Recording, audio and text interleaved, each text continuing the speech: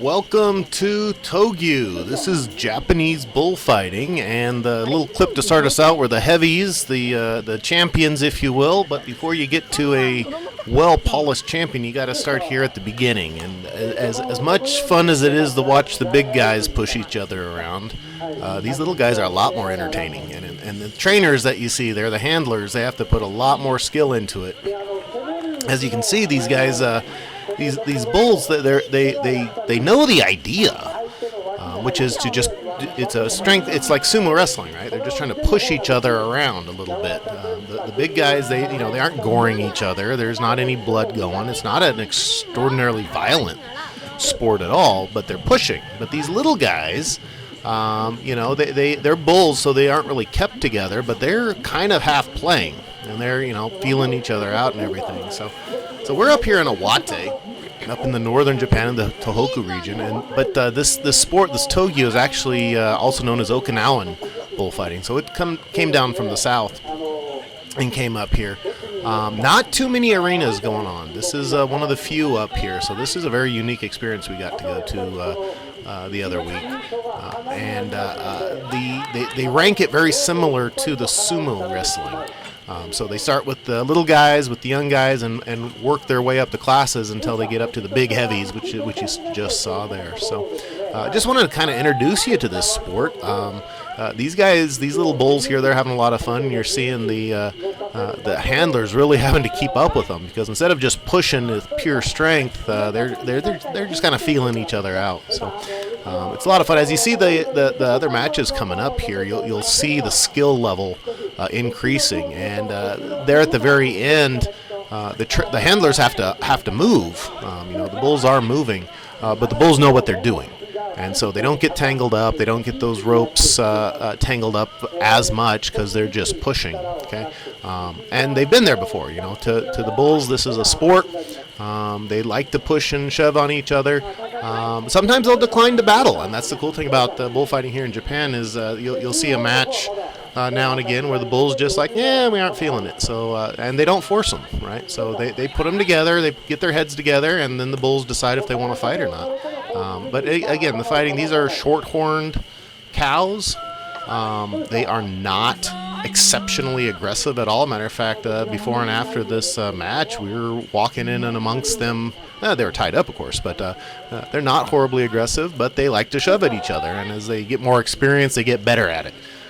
So just want to take you through a few matches here, show you some of the nuances that you're seeing here. All right, this is the same weight class, but the next skill level up, and you see that these two, still very young, these bulls are only about 2 years old here, very young, but they are actually starting to look like they're actually getting the rhythm of the fighting. Now, the handlers still have to really get in there and untangle the ropes on the fly, so props to them for their skill and attention.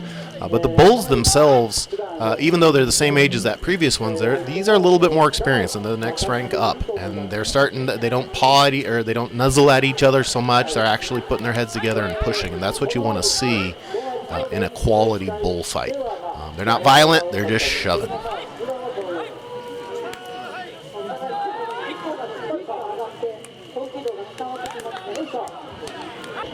Now for this match, these bulls are going to decline to fight, okay?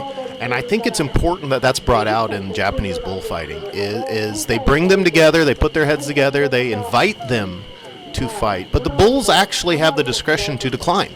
They're not feeling it, they have nothing to prove today, whatever it is, they can decline to fight. So there's a completely different dynamic than a lot of the other bullfightings of the world, where there's a little bit of force involved. Okay, they allow the bulls to introduce themselves. They do put their heads together. You see, these are quite a bit bigger than the other two. They squared off there just a second, but these are quite a bit bigger. This is a completely different rank than the first couple. These are probably 4 or 5 year old bulls, I would imagine, but they aren't feeling it today. They're going to decline to fight, and the Japanese are going to respect that. They're gonna cancel the match here in a second. I'm not a master at reading cow body language, but you see that cow on the right is letting the cow on the left there kind of get past them, past his guard and everything. So I assume that that cow is saying, "Hey, I'm submissive and I am not going to fight you. You're going to kick my butt." And the Japanese are going to say, "Hey, you know what? That's okay. We're not going to force it," and you got to respect that.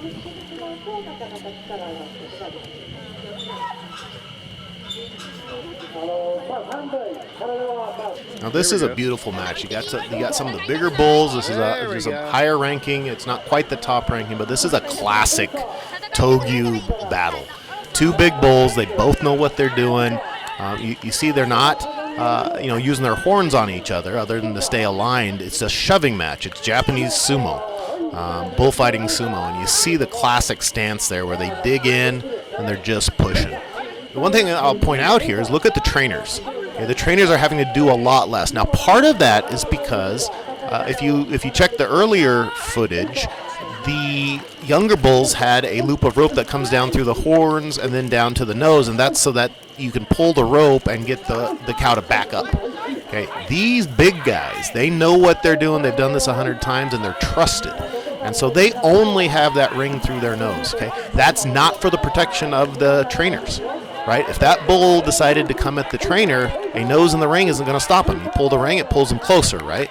So that's not for the protection of the handlers. That is so that they can split up the bulls if they start getting too aggressive with each other. Okay, and the reason for that is these bulls are trying to fight for dominance, right? They want to see who's boss. If they prove to each other who's boss, then those two bulls can never fight again. So when you see them pull them apart or handicap one of the bulls by pulling them back a little bit, the more aggressive one, that's so that neither side gets a decisive victory. Because if they get a decisive victory, the defeated bull is kind of ruined.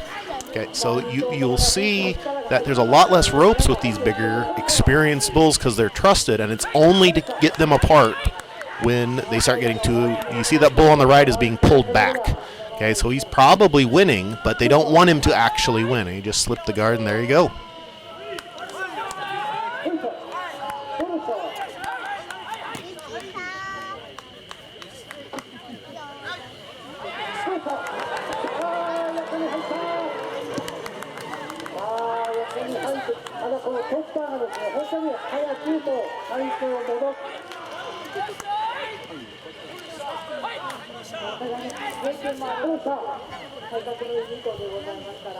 Now, I love this match. This match really demonstrates the skill of the handlers, not because they're in any danger, but because right here, see that bull on the right gets him. Okay, he won. And if they had let him keep going, he could have ruined that bull on the left. But the handler stepped in, pulled him apart, and made him stop. You'll see the bull on the right. There you go. He gives a big bellow saying, "Hey, I beat you." But they got him apart quick enough that it wasn't a defeat, and they go again. The bull that was beat is like, "Hey, nope, I'm not done." And that is purely the handlers reading the body language. And you see our competitor is definitely, the fight's not out of him. So they get back at it here. You watch those horns. These are short horn cattle. They're not sharp. They don't use them to stab, but they kind of use them to lock each other up, and they do use it as leverage points. So it's actually, it's a lot like sumo wrestling. If you watch sumo, when you first watch it a couple times, you just think it's a couple big guys pushing on each other. There's not a lot of technique, but the more you start watching it, you see these small little things that the technique is there. This is not just brute strength. Yes, it's brute strength too, but there's quite a bit of technique. And if you watch those horns and where they're going and how they're slipping them, trying to get under, trying to get that leverage point, it really starts getting interesting. The technique behind it and the experience counts here. And you see the bull on the right now is kind of got it right now. He's under him. He's got leverage, but he just lost it. Now he's getting shoved around. Now I gotta say that I love this match.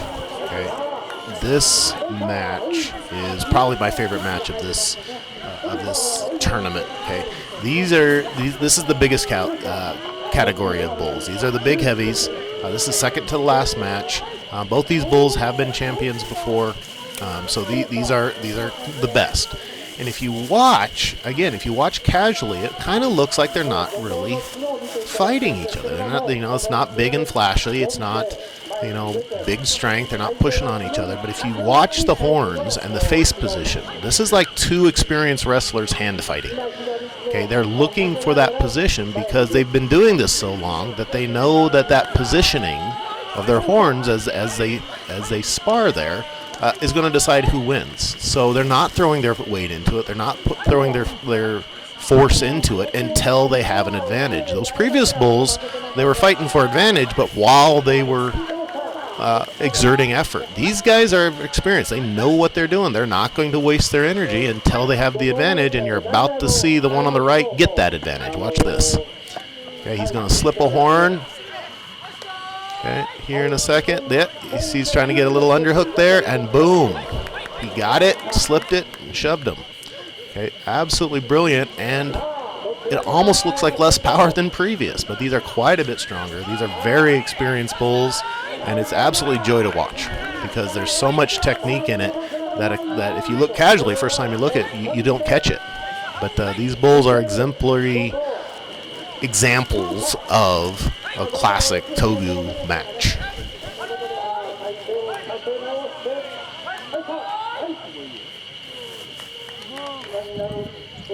All right, I want you to watch this. Watch that bull on the right. He's so casual. He's cocky. He lets the left bull there get in on an angle with him. And you can tell that he's a very experienced bull, but he's almost too experienced. He's a little bit cocky. And he's just like, oh, you can come in on an angle. I'll still beat you. But the bull on the left is no slacker, and he takes advantage of it. And this is the championship round. This is the main event. This is the title fight, if you will. And that lighter bull that's now on the left is getting shoved backwards is cocky. He thinks that he's the boss, and he should be the boss, and he's paying for it right now. You watch the body language of these guys, and it's a little bit amusing, that these bulls actually have their own personalities. And that's not a surprise, of course, but seeing those personalities come out in the fight, kind of that little bit of cockiness. It's like, I'm the king of the hill, but now he's got a challenger that's not letting him just have that title. And so you see the champion, the guy on the right now, he's not doing, he's struggling, right? That darker bull on the left is taking it out of him a little bit until he starts taking him seriously. And then you see him, he gets it, shoves him back, and you see that the handlers are going to pull him apart because the bull on the right is dominating now. But he was cocky about it. Didn't take it seriously. So that's the last match of this video. I hope you enjoyed it. Definitely this Togu here in northern Japan, amazingly fascinating. Old tradition down from Okinawa. I've been doing it for since the 12th century or something like that. I don't know. But I hope you enjoyed it. I'll post more as I get it, and as I learn more, I'll pass that on. Thank you very much.